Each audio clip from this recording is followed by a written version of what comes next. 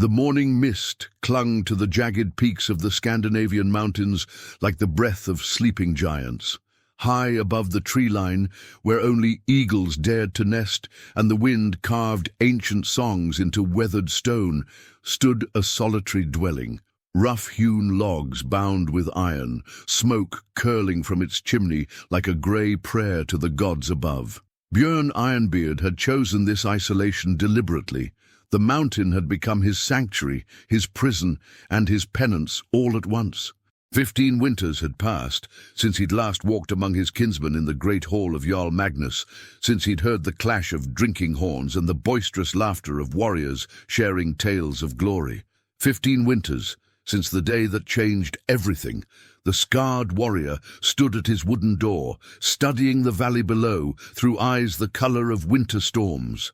His massive frame filled the doorway, broad shoulders that had once carried a round shield into countless battles, arms thick as tree trunks marked with the geometric tattoos of his people, and a beard streaked with premature silver despite his 43 winters. The mountain cold had carved deep lines around his eyes, lines that spoke of solitude and regret. His daily ritual began, as it always did, checking the snares he'd set for rabbits and ptarmigan, inspecting the small garden where he coaxed hardy vegetables from the thin mountain soil, and ensuring his modest herd of goats had survived another night among the wolves and bears that prowled these heights.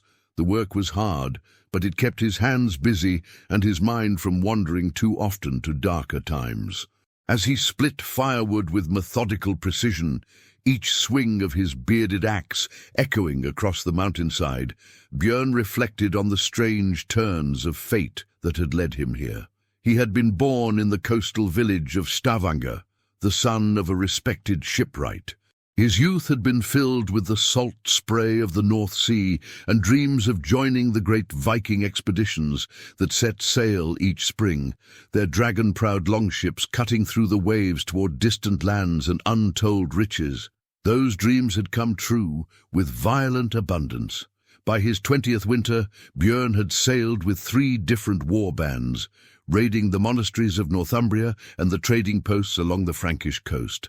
His berserker fury in battle had earned him the name Ironbeard, not for the color of his facial hair, but for his legendary ability to bite through enemy shields in the heat of combat, his teeth clenched so tightly that men swore his jaw was forged of metal. But glory, he had learned, often came with a price that only revealed itself years later. The memory surfaced unbidden as he stacked the split logs. The monastery of Lindisfarne, its stone walls gleaming white in the dawn light as their longships approached the shore.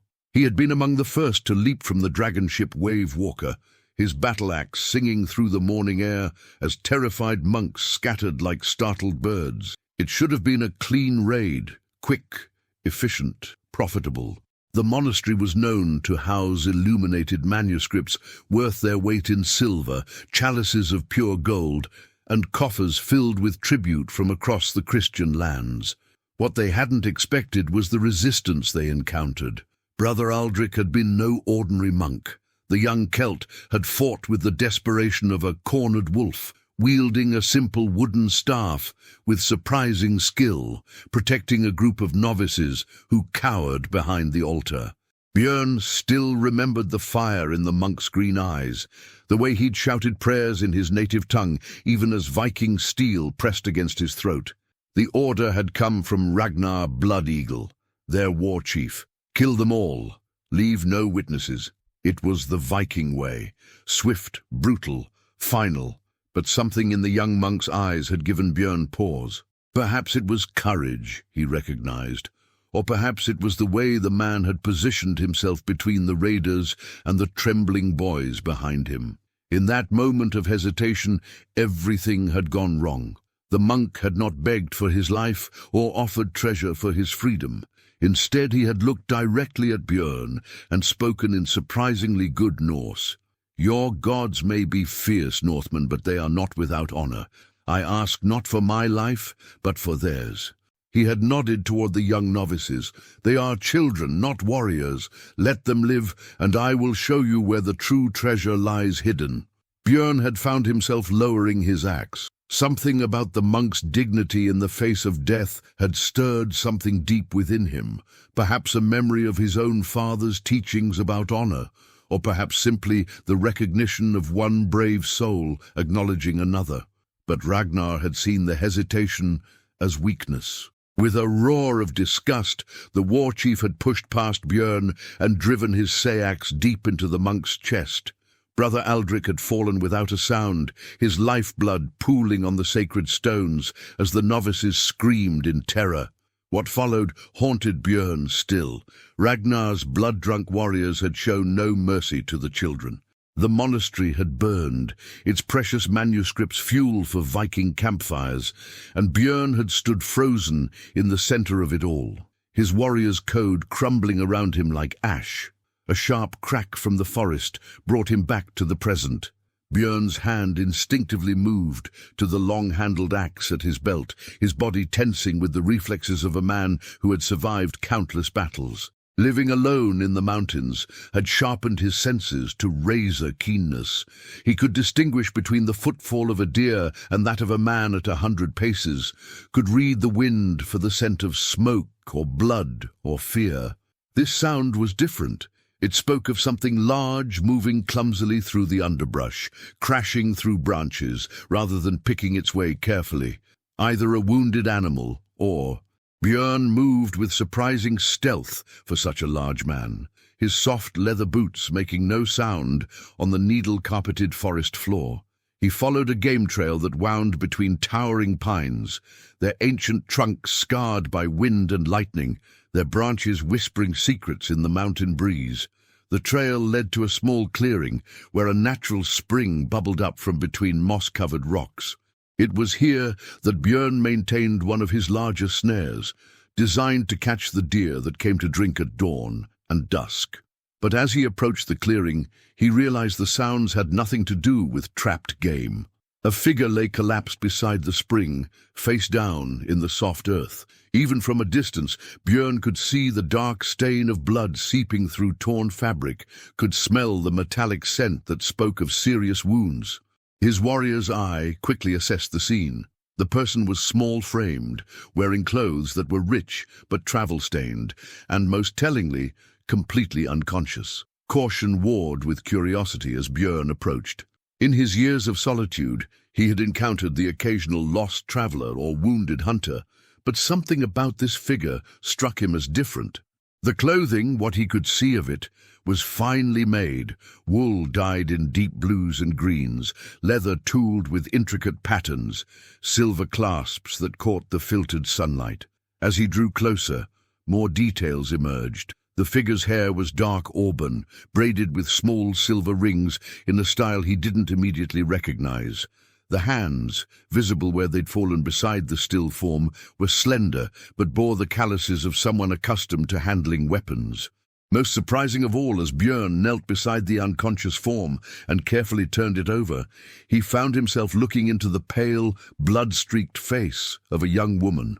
She was perhaps 25 winters old, with high cheekbones and skin that spoke of noble birth, pale but not soft, marked by sun and wind in the way of someone who spent time outdoors by choice rather than necessity.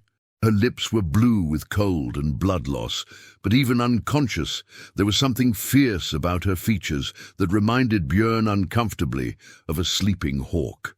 The wounds were serious, but not immediately fatal. A deep gash along her left arm had bled freely, staining her sleeve crimson, and another wound high on her shoulder suggested she'd been struck by blade or claw. Her breathing was shallow but steady, and when Björn pressed his fingers to her throat, he found a pulse that, while weak, beat with stubborn determination. More intriguing still were the weapons she carried.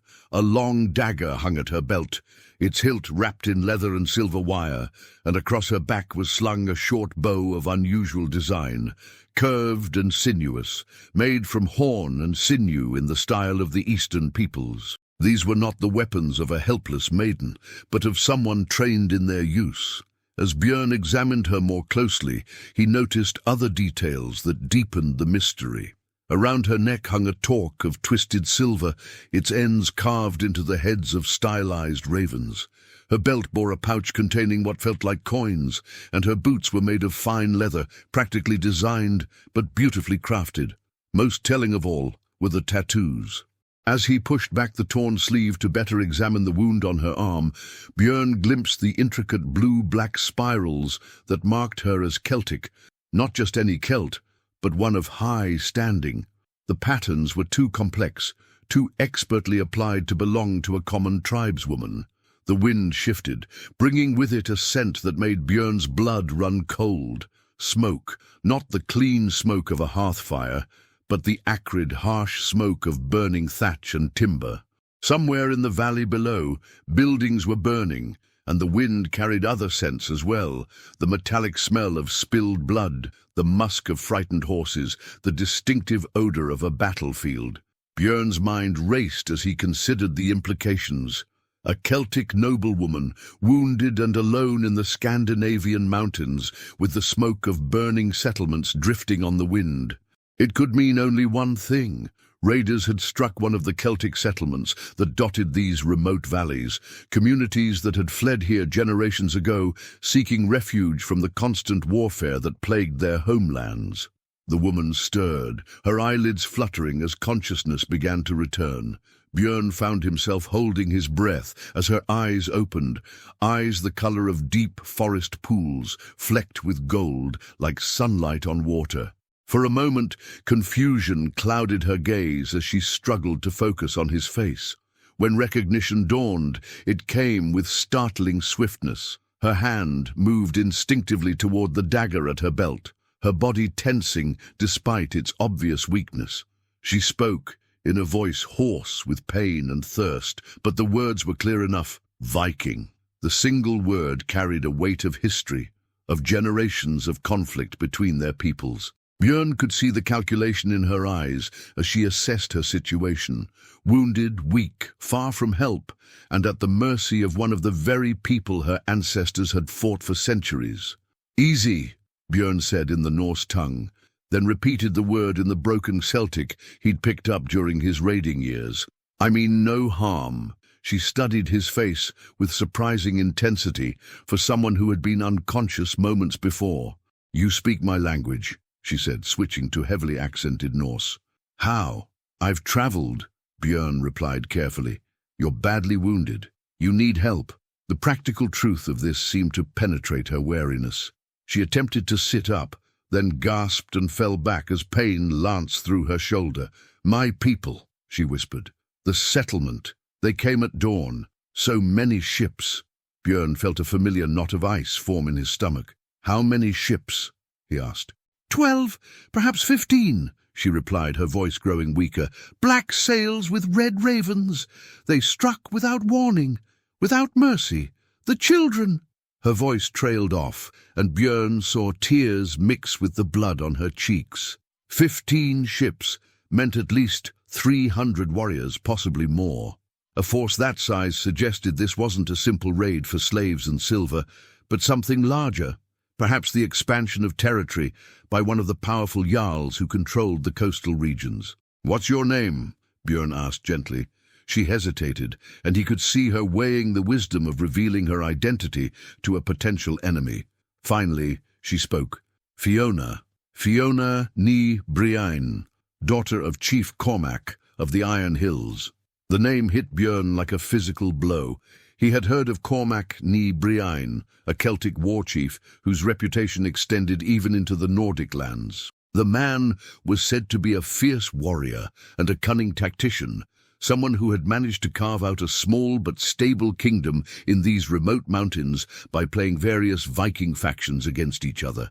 If this was truly his daughter, then her presence here represented far more than a simple refugee from a raid. She was a valuable hostage, a political prize that could shift the balance of power in the region. More than that, she was someone whose death or disappearance could trigger a war that would drench these mountains in blood. Why should I believe you? Björn asked, though something in her bearing already convinced him she spoke the truth. In response, Fiona struggled to lift her left hand, showing him a ring that adorned her index finger. It was a heavy band of gold, set with a green stone, and carved with symbols that even Björn's limited knowledge of Celtic culture recognized as marks of royal blood. "Because," she said with a weak smile that somehow managed to be both proud and desperate, "I have nowhere else to turn, and because you haven't killed me yet, which suggests you might be different from the others who burned my home." The accusation in her words stung more than Björn cared to admit. He found himself studying her face, searching for any resemblance to Brother Aldrich, any echo of that long-ago tragedy that continued to haunt his dreams. There was something there, perhaps in the set of her jaw, or the way she faced potential death with such dignity. "I can help you," he heard himself saying, "but not here. This place isn't safe if there are war bands in the area." "Can you travel?" Fiona attempted to push herself upright again, managing to rise to a sitting position despite the obvious pain it caused her. "I'll do whatever is necessary," she said through gritted teeth. "But I need to know, why would a Viking help the daughter of his enemy?" It was a fair question, and one that Björn wasn't sure he could answer honestly. Instead, he simply said, "Because you need help, and I can provide it. Sometimes that's reason enough." He could see she didn't entirely believe him, but pragmatism won out over suspicion. With careful movements, Björn helped her to her feet, supporting her weight as they began the slow journey back toward his mountain refuge. As they walked, he found himself acutely aware of the woman beside him, the way she moved with obvious pain but refused to complain, the way her eyes constantly scanned their surroundings despite her weakness, the way she held herself with a pride that even injury couldn't diminish. "Tell me about the attack," he said, as they paused to rest beside a fallen log. "Every detail you can remember." Fiona's face hardened as she recalled the morning's events. They came with the dawn fog, their ships appearing like ghosts on the lake. Our sentries had no time to raise the alarm before the first warriors were already climbing the palisade walls. She described the battle with the clinical precision of someone trained in warfare, noting the attackers' tactics, their equipment, their apparent objectives. It became clear that this had been no random raid, but a carefully planned assault designed to capture rather than simply destroy. "They were taking prisoners," she explained. "The young women, the children, the craftsmen, anyone with value as a slave. They killed the warriors and the old ones, but the rest—" She trailed off, her meaning clear. "How did you escape?" Björn asked. "I didn't," Fiona replied grimly. "I was captured with the others, bound and thrown into one of their ships, but during the night, while they celebrated their victory with mead stolen from our stores, I managed to work free of my bonds. I slipped overboard and swam to shore, then ran into the mountains. With these wounds," she touched the gash on her arm unconsciously, "I got these fighting before they took me, but the cold mountain water stopped the bleeding long enough for me to get away." Björn nodded, impressed despite himself by her resourcefulness and determination. Swimming in the mountain lakes at this time of year would have been almost certainly fatal for most people, but she had managed it even while wounded. As they resumed their slow progress toward his cabin, Björn found himself reassessing everything he thought he knew about Celtic nobility. The stories told in the mead halls spoke of them as soft, pampered, dependent on their warriors for protection. This woman was clearly something different, a warrior in her own right, someone who could think quickly under pressure and act decisively when necessary. "What will you do now?" he asked as his cabin came into view through the trees. Fiona was quiet for a long moment, her eyes fixed on the simple dwelling that represented her only sanctuary in a suddenly hostile world. "I don't know," she admitted finally. "My people are dead or enslaved. My father—" She couldn't finish the sentence. "Your father might have escaped," Björn offered. "A man with his reputation wouldn't be easy to kill." "Perhaps," she said, but he could see she held little hope. As they reached the cabin, Björn found himself in the strange position of welcoming an enemy into his home. The irony wasn't lost on him. After 15 years of self-imposed exile from his own people, the first person to cross his threshold was a woman whose kinsman his people had been fighting for generations. He helped her inside, settling her on the simple wooden bench beside his fire pit, while he gathered supplies to tend her wounds. The cabin, which had seemed spacious enough for one hermit, suddenly felt cramped with another person present, especially one whose very presence seemed to fill the room with an energy he'd almost forgotten existed. As Björn heated water and prepared clean cloth for bandages, he was acutely aware of Fiona's eyes following his every movement. She was studying him, he realized, trying to understand what kind of man would live alone in such isolation, trying to determine whether he could be trusted. "Why do you live alone?" she asked suddenly. The question caught him off guard. For 15 years, no one had asked him anything about his choices, his past, his reasons. The words came slowly, carefully chosen. Sometimes a man needs time to think about the things he's done. What things? Björn's hands stilled in their work. For a moment, the only sound in the cabin was the crackling of the fire and the distant whisper of wind through the pines. "Things that seemed right at the time," he said finally, "but that I understand differently now." Fiona studied his face with those penetrating green eyes. "You weren't always a hermit," she observed. "You move like a warrior, think like a tactician. And these hands," she nodded toward his scarred knuckles, "these have held weapons." "Yes," Björn admitted. "I was a warrior once." What changed? The question hung in the air between them like a challenge. Björn found himself considering how to answer, how much truth to reveal to this woman who had every reason to hate him and his kind.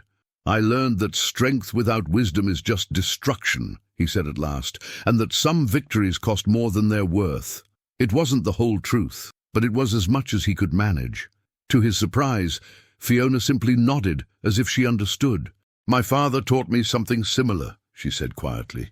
"He said that a true leader must know when not to fight, not just when to fight." As Björn began to clean and dress her wounds, working with the gentle efficiency of someone who had tended many battlefield injuries, he found himself wondering what her father had been like. The stories told in the Viking halls painted Celtic chiefs as either cowards or berserkers, but the daughter before him suggested something more complex. "Tell me about your home," he said as he worked. "Before today."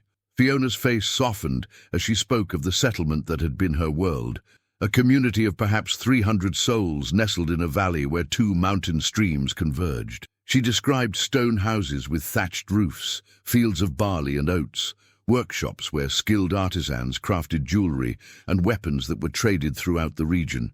"It wasn't large," she said, "but it was ours. My great-grandfather founded it after fleeing the wars in Hibernia.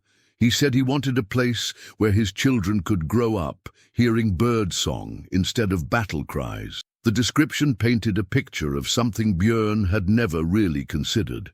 The human cost of Viking raids measured not just in death and destruction, but in the obliteration of dreams, the ending of stories that had taken generations to build. "What about you?" Fiona asked as he finished bandaging her shoulder. "Do you have family somewhere?" "I had a brother," Björn replied. "He died in a raid 5 years ago. Our parents are long dead." "Were you close?" Björn considered the question. "We were different," he said finally. "Eric loved the life we lived, the adventure, the danger, the brotherhood of the war band. I began to question it. Is that why you left?" "Part of it." Fiona seemed to sense that she had reached the limit of what he was willing to share, at least for now. Instead, she asked, "What happens now? I can't stay here forever and I can't go back." It was a practical question that Björn had been avoiding thinking about. The woman sitting before him represented a problem with no easy solution. She was too valuable to simply release. If word of her survival reached the wrong ears, every Viking war chief within 100 miles would come looking for her. But keeping her here put them both at risk, and eventually she would need to make her own choices about her future. "For now you rest and heal," he said. "When you're stronger, we'll decide what comes next." "We?" Fiona raised an eyebrow at the word. Björn paused, realizing what he'd said. Somewhere in the space of a few hours, he had unconsciously begun thinking of their fates as linked. It was a dangerous presumption, and one that revealed how profoundly her arrival had already affected him. "You'll decide," he corrected, "but I'll help however I can." As evening approached and the mountain air grew cold, Björn found himself facing a domestic challenge he hadn't encountered in 15 years, sharing his space with another person. The cabin had only one bed, a simple frame strung with rope and covered with furs. There was a smaller sleeping area near the fire where he sometimes dozed during particularly cold nights, but it was hardly suitable for an injured guest. The solution, when it came, was suggested by Fiona herself. "I can sleep by the fire," she said. "I've spent enough nights on campaign with my father's war band to know how to make do with less." "You've campaigned with warriors?" Björn asked, surprised. "My father believed his daughter should understand the reality of war, not just the stories told afterward," she replied. "I've been in 3 major battles and countless skirmishes. I know how to fight, how to lead, and how to survive." This revelation cast her escape from the raiders in a new light. She hadn't simply been lucky or desperate, she had been skilled and experienced, someone who knew how to assess a situation and act accordingly. As they settled in for the night, Björn, lying on his bed and listening to the soft sounds of Fiona's breathing from across the room, he found himself staring at the ceiling and wondering what changes her presence would bring to his carefully ordered existence.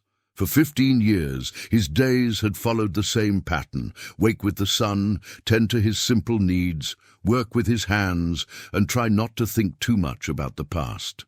Now, with another person sharing his space, that routine was already beginning to fracture. More than that, he was beginning to remember what it felt like to be responsible for someone else's welfare, to consider another person's needs alongside his own. It was a sensation he had deliberately avoided for a decade and a half, and its return was both welcome and terrifying. As sleep finally began to claim him, Björn's last conscious thought was a question that would haunt his dreams. What did the gods intend when they brought this woman to his door? The first light of dawn crept through the small windows of Björn's cabin, casting long shadows across the rough wooden floor. The Viking had slept fitfully, his dreams filled with burning monasteries and the sound of Celtic war horns echoing across mountain valleys. He woke to find Fiona already stirring by the dying embers of the fire, her movements careful but determined as she attempted to tend the flames.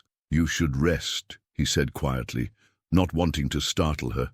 "Those wounds need time to heal." Fiona looked up at him, and in the pale morning light, he could see that her color had improved during the night. The dangerous pallor had been replaced by a healthier flush, though dark circles under her eyes spoke of pain that had made sleep elusive. "I'm not accustomed to lying idle while others work," she replied, managing to coax a small flame from the embers. "In my father's hall, even the chief's daughter had duties." Björn rose from his bed, pulling on his wool tunic and leather jerkin with practiced efficiency. "What duties?" he asked, genuinely curious about the daily life of Celtic nobility. "Managing the household stores, overseeing the preparation of meals for the warriors, maintaining the weapons and armor," Fiona listed as she carefully fed small twigs to the growing fire. "My father believed that a leader who couldn't handle the practical aspects of daily life had no business leading others into battle." As Björn prepared their morning meal, porridge made from barley and oats, seasoned with dried herbs from his mountain garden, he found himself observing the way Fiona moved. Despite her injuries, she carried herself with the unconscious authority of someone accustomed to being obeyed. Yet there was nothing arrogant about her manner. Instead, she seemed to possess the kind of natural leadership that earned respect rather than demanded it. "Tell me about your father's philosophy of leadership," Björn said as he served the porridge into wooden bowls. "It sounds different from what I've encountered among my own people." Fiona accepted the food gratefully, though he noticed she ate slowly, as if her stomach was still unsettled from the trauma of the previous day. "My father used to say that any fool could lead men into battle," she began. "The real skill was knowing when not to fight, and how to build something worth defending." She paused to take another careful spoonful of porridge before continuing. He studied the old ways, the stories of the great kings and queens of our people. But he also studied his enemies, including your people. He said that Vikings were fierce warriors but poor rulers because they understood conquest but not governance. A harsh assessment, Björn replied, though he couldn't entirely disagree with it. But perhaps not an unfair one. You don't sound offended, Fiona observed. I've seen enough to know that courage in battle doesn't automatically translate to wisdom in peace, Björn said. Too many good warriors make poor leaders when the fighting stops. Their conversation was interrupted by a sound that made both of them freeze, the distant baying of hounds, carried on the morning wind. Björn was on his feet instantly, moving to the window and peering down toward the valley below. What he saw made his blood run cold. Smoke was rising from multiple points in the forest, thin grey columns that spoke of search parties maintaining campfires. More ominously, he could make out the tiny figures of mounted men moving along the game trails that crisscrossed the mountainside. "They're searching for you," he said grimly. Fiona joined him at the window, her face hardening as she took in the scene below. "How many?" "At least 50 men, possibly more," Björn replied, his experienced eye reading the tactical situation. "They're being systematic about it, establishing camps at key points, using the hounds to follow scent trails, sweeping the area in coordinated patterns." "Who would commit so many resources to hunting one escaped captive?" Fiona asked, though her tone suggested she already suspected the answer. "Someone who knows exactly who you are," Björn replied, "and what you're worth." The implications were sobering. If the raiders knew they were hunting the daughter of Cormac ny Brian, they wouldn't give up easily. She represented not just a valuable hostage, but a potential key to controlling the entire region. Her capture could mean leverage over her father's allies, or if she were forced into marriage with a Viking chief, it could legitimize their claim to Celtic lands. "We need to leave," Björn said, already moving to gather essential supplies. "This location is too exposed, and they're bound to find the cabin eventually." "Where can we go?" Fiona asked practically. "You know these mountains better than anyone, but they have the numbers to search everywhere." Björn paused in his packing, considering their options. The traditional mountain refuges, caves, hidden valleys, abandoned settlements, would all be vulnerable to a systematic search. What they needed was somewhere the raiders wouldn't think to look, or couldn't easily reach, even if they did. "There's a place," he said slowly, "an old mining tunnel in the high peaks, abandoned for decades. The entrance is hidden, and the tunnel itself extends deep into the mountain. But getting there won't be easy, especially with your injuries." Fiona straightened her shoulders, and Björn recognized the gesture as one of determined resolve, rather than bravado. "I can make it," she said simply. "The alternative is capture, and that's not acceptable." As they prepared to leave, Björn found himself making rapid calculations about what they could carry versus what they might need. Food, water, medical supplies, weapons, warm clothing, all essential, but every additional item would slow their progress and increase the risk of discovery. Fiona proved surprisingly practical in helping with these decisions. She insisted on taking her bow and remaining arrows, pointing out that her archery skills might prove useful if they were cornered. She also selected several items from her own possessions that Björn might have overlooked. A small pouch of medicinal herbs, a fire steel wrapped in oiled leather, and a compact fishing net that could provide food if they were forced to remain hidden for an extended period. "You've done this before," Björn observed as he watched her efficiently pack her gear. "More times than I care to remember," Fiona replied. "My father's people have been running from one enemy or another for 3 generations. We've learned to travel light and fast." As they prepared to depart, the sound of hounds grew noticeably closer. Through the window, Björn could see that one of the search parties had begun ascending the trail that led toward his cabin. They had perhaps an hour before the searchers reached the clearing. "There's something I need to tell you," Björn said, as they made their final preparations. "The tunnel I mentioned, it's not just a hiding place.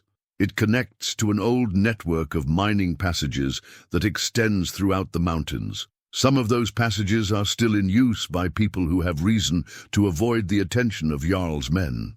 Fiona looked at him sharply. What kind of people? Outlaws, mostly. Men who've been banished from their clans, escaped thralls, sometimes political refugees like yourself. They've formed a loose community in the deep tunnels, trading with the outside world through a few trusted intermediaries. And you know about this because Björn met her gaze steadily. Because I've traded with them occasionally over the years. Tools and metalwork in exchange for news from the outside world, and certain supplies I can't produce myself. And it was another piece of the puzzle that was Björn Ironbeard, Fiona realized. The man who had seemed like a simple hermit was proving to be far more complex. Someone who maintained connections to hidden networks, who understood both the wilderness and the underground economy that existed in the shadows of legitimate society. Can these people be trusted? She asked. Some of them, Björn replied honestly. Like any community, they have their own internal politics and divisions, but they have one thing in common. They all have reasons to avoid the attention of organized authority. Your presence might actually make them more likely to help us, not less.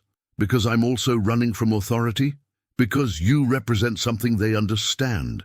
Someone whose life has been disrupted by forces beyond their control. Someone who needs to disappear for a while until the situation changes. As they slipped out of the cabin and into the forest, Björn led them along paths that avoided the main game trails.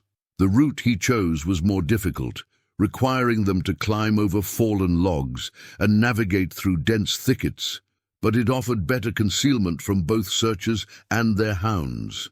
Fiona kept pace, despite her obvious discomfort, though Björn could see the effort it cost her.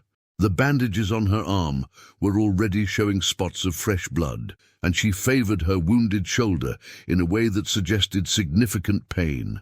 Yet she made no complaint, focusing instead on moving as quietly as possible through the underbrush. "Tell me about these outlaws," she said during one of their brief rest stops. "What are their stories?" Björn considered how to answer. "There's Magnus One-Eye, who was exiled from his clan for refusing to participate in a raid against a Christian monastery. He claimed the gods had spoken to him in a dream, warning against the attack. When he was proven right, the raid failed and half the war band was killed. His Jarl banished him rather than admit error. And others? Thorvald the Smith, who killed a man for raping his daughter, then fled rather than face the victim's powerful family. Egon Crow-Friend, who was declared outlaw for practicing the old magic too openly. Several thralls who bought their freedom through service but can never return to their homeland because their former masters want them dead." Fiona listened to these stories with obvious interest. "They sound like men of principle, not common criminals." "Some are," Björn agreed. "Others are exactly what you'd expect from outlaws. Violent, desperate, unreliable. The trick is knowing which is which." As they climbed higher into the mountains, the forest gradually gave way to more open terrain, rocky slopes dotted with hardy pines and the occasional patch of mountain grass. The going became more difficult, but also more exposed. Several times Björn called for stops while they listened for sounds of pursuit, but the hounds seemed to have lost their scent trail in the rocky ground. "How much farther?" Fiona asked during one such pause. Björn studied the terrain ahead, mentally calculating distances and considering their rate of progress. "Another 2 hours to reach the tunnel entrance," he said, "but the last part will be the most difficult. We'll have to climb a steep rock face with minimal handholds. Can I manage it with these wounds?" It was a fair question, and one that Björn had been considering himself. The climb would require full use of both arms and considerable upper body strength. With her shoulder injury, Fiona would be operating at a significant disadvantage. "We'll manage it together," he said finally. "I have rope, and I've made that climb many times. It won't be easy, but it's possible." As they resumed their ascent, Björn found himself thinking about the strange turns his life had taken in the past day.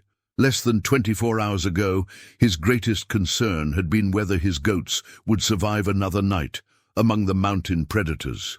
Now he was fleeing through the wilderness with a Celtic princess, heading toward a confrontation with a community of outlaws who might welcome them or kill them depending on factors he couldn't entirely predict. More than that, he was beginning to realize how much Fiona's presence had already changed him. For 15 years, he had made every decision based solely on his own needs and preferences. Now he found himself constantly considering her welfare, adjusting his plans to account for her limitations, thinking in terms of we rather than I.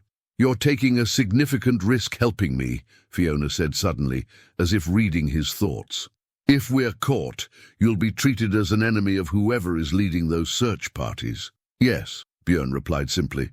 "Why are you doing it?" It was the question he had been asking himself, and one for which he didn't have a completely satisfactory answer.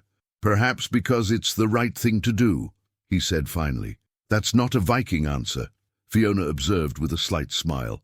"No," Björn agreed, "it's not."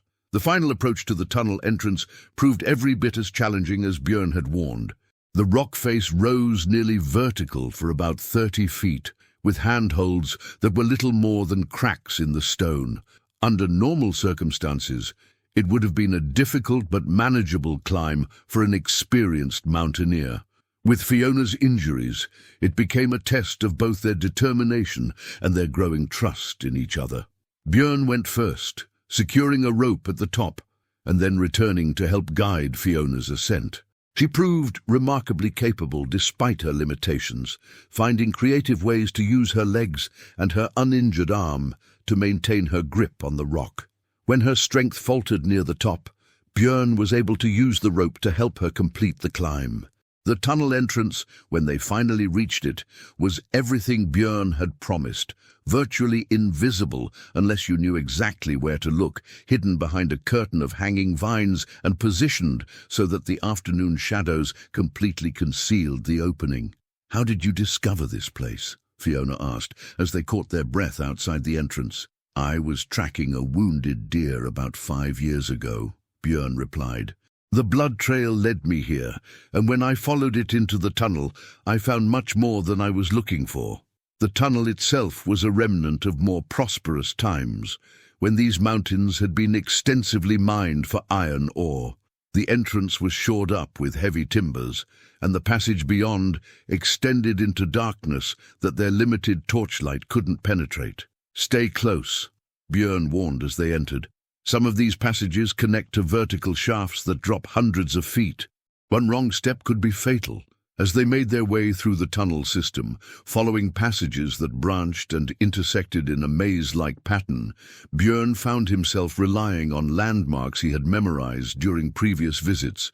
A distinctive rock formation here, a timber support carved with specific marks there, the sound of underground water flowing in certain directions. "This is incredible," Fiona said, her voice echoing strangely in the confined space. "How extensive is this network?" "No one knows for certain," Björn replied. "The mining operations went on for decades, and records were never kept of all the passages that were excavated. Some sections are flooded, others have collapsed, and some connect to natural cave systems that may extend for miles underground." After nearly an hour of careful navigation through the tunnels, they began to see evidence of human habitation, smoothed areas where people had camped, soot stains on the walls from torches and cooking fires, and eventually the distant glow of light ahead. "We're approaching the main settlement," Björn warned. "Let me do the talking initially. These people can be suspicious of strangers, and your presence will raise questions I'd prefer to answer carefully." The underground community, when they finally reached it, was unlike anything Fiona had ever seen. A natural cavern had been expanded and modified to create a space large enough to house perhaps 50 people, with sleeping areas carved into the walls and a central area where several cooking fires provided both warmth and light. The inhabitants were as diverse as Björn had suggested, men and women of various ages and backgrounds, united mainly by their shared need to remain hidden from the outside world. Some looked like typical Norse outlaws, scarred and weathered by hard lives. Others appeared to be craftsmen or traders, people whose skills were valuable enough to earn them acceptance despite their fugitive status. Their arrival caused an immediate stir. Conversations stopped as heads turned toward the newcomers, and Fiona could feel the weight of dozens of eyes evaluating her, trying to determine what her presence might mean for their community. A large man with graying hair and intelligent eyes approached them. Despite his rough clothing and the crude surroundings, he carried himself with an authority that suggested he was a leader among the outlaws. "Björn Ironbeard," the man said, his voice echoing in the cavern. "It's been many months since we've seen you, and you bring a guest." "Greetings, Magnus," Björn replied. "Yes, circumstances have forced us to seek shelter. This is Fiona, and she has need of the same sanctuary we all value." Magnus one eye, for Fiona could see now that he was indeed missing his left eye, studied her with obvious curiosity.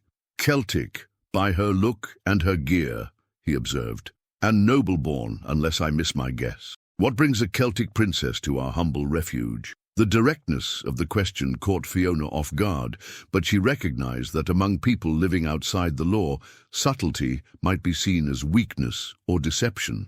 "My people were attacked by raiders yesterday," she said, meeting Magnus's gaze steadily. "I escaped, but barely. They're hunting me with considerable resources, which suggests they know who I am." "And who are you?" Magnus asked. "Fiona Nibriain, daughter of Chief Cormac of the Iron Hills." A murmur ran through the assembled outlaws at this revelation. Even here, in the depths of the earth, Cormac's reputation was known. "Your father has caused considerable trouble for the coastal Jarls," Magnus said, with what might have been approval. "His raids on their supply lines have cost them dearly." "My father fights to protect his people," Fiona replied firmly, "as any leader should."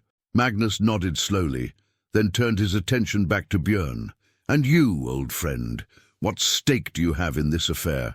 Björn was quiet for a long moment, and Fiona could see him considering how much to reveal about his own motivations. "I found her wounded and pursued," he said finally. "She needed help, and I was in a position to provide it." "Simple charity?"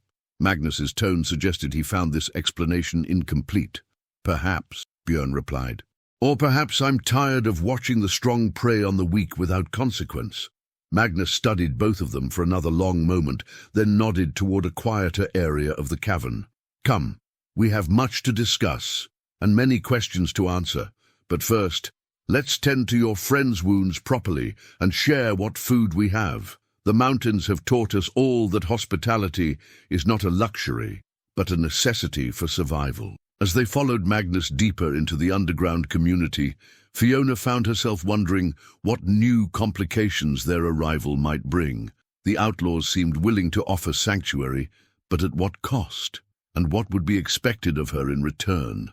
More immediately, she was becoming aware of how profoundly her world had changed in the space of 2 days. She had gone from being the daughter of a powerful chief, surrounded by the security and certainty of her father's hall, to being a fugitive, dependent on the kindness of strangers, including a Viking warrior whose own motivations remained largely mysterious. Yet as she glanced at Björn, she found herself grateful for his presence. Whatever his reasons for helping her, he had proven himself to be both capable and trustworthy when it mattered most. In a world that had suddenly become dangerous and uncertain, that was no small thing. The evening that followed proved to be one of the most illuminating of Fiona's life. As the outlaws shared their simple meal of stew and bread, she heard stories that painted a very different picture of Nordic society than the one she had grown up with. These were not the bloodthirsty raiders of Celtic legend, but complex individuals who had found themselves on the wrong side of political conflicts, religious disputes, or social expectations. Their crimes, such as they were, often seemed to be matters of conscience rather than malice. Thorvald the smith told of refusing to forge weapons for a jarl who planned to use them against defenseless monks. Hakon Crowfriend described being exiled for healing a Christian slave with herbal medicine, an act that some considered blasphemous collaboration with foreign gods. Others had stories of standing up to corrupt officials, protecting the weak, or simply being in the wrong place at the wrong time when political winds shifted. "We are all outlaws here," Magnus said as the evening wound down, "but that doesn't make us lawless. We have our own codes, our own standards of honor, and one of those standards is that we protect those who cannot protect themselves." He looked directly at Fiona as he spoke. "Your father's reputation precedes you, Princess. He is known as a man who fights not for conquest, but for the right of his people to live in peace. That earns respect even from his enemies." "What happens now?" Fiona asked. "I'm grateful for your sanctuary, but I can't hide here forever. My people, those who survived, will need leadership, and eventually the raiders will find other targets if they can't find me." Magnus and Björn exchanged a look that suggested they had been considering the same questions. "There are options," Magnus said carefully, "but they all involve risks, and some of them involve choices you may not want to make." As the fires burned low and the community settled in for the night, Fiona found herself facing the reality that her old life was truly over. Whatever path she chose from here, it would lead to a future very different from anything she had imagined. But as she lay on the simple bedding the outlaws had provided, listening to the quiet conversations of people who had learned to find hope in the darkest circumstances, she realized that perhaps that wasn't entirely a bad thing. The world above ground had become a place where might made right, and the strong preyed on the weak without consequence. Here, in the depths of the earth, she had found people who still believed that principles mattered more than power, that honor could exist even outside the law. It was a lesson she suspected would serve her well in whatever challenges lay ahead.